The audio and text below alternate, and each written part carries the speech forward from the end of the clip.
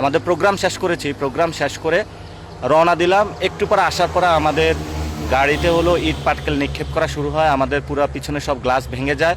আল্লাহ রহমতে আমরা নিরাপদে আছি। এবং আমরা আপনাদের উদ্দেশ্যে বলবো যে বাংলাদেশের পক্ষে দাঁড়ান, এখানে কোনো এনসিপি, জামাত, বিএনপি কোনো দলাদলি নেই। বাংলাদেশের এটা জায়গা। আপনার ইন্ডিয়া দেখেন, ন্যাশনাল সিকিউরিটি হলে সব দল একসাথে মিটিংয়ে বসে। তাহলে আমাদের এত বড় একটা ন্যাশনাল ক্রাইসিসে কেন সবগুলো দল একসাথে বসতেছে না? কেন প্রধানমন্ত্রী সবাইকে ডাকতেছে না? এবং কেন এই বিষয়টা রিজলভ করতেছে না? কেন ভারতকে কড়া বার্তা দিচ্ছে না? এই বিষয়গুলো আমাদের তরুণদের মনে প্রশ্ন থেকে যায়। তা আমরা তরুণরা বাংলাদেশে ঐক্যবদ্ধ, বাংলাদেশের 18 কোটি মানুষ যারা ডায়াসপোরাতে, আমাদের যতদিন শরীরে রক্ত থাকবে ততদিন আমরা ইনশাল্লাহ সীমান্ত রক্ষা করে যাব। সীমান্ত এবং সার্বভৌমত্বের প্রশ্নে, ইসলাম এবং মুসলমানদের প্রশ্নে আমরা বাংলাদেশে কোনো আপোষ করব না।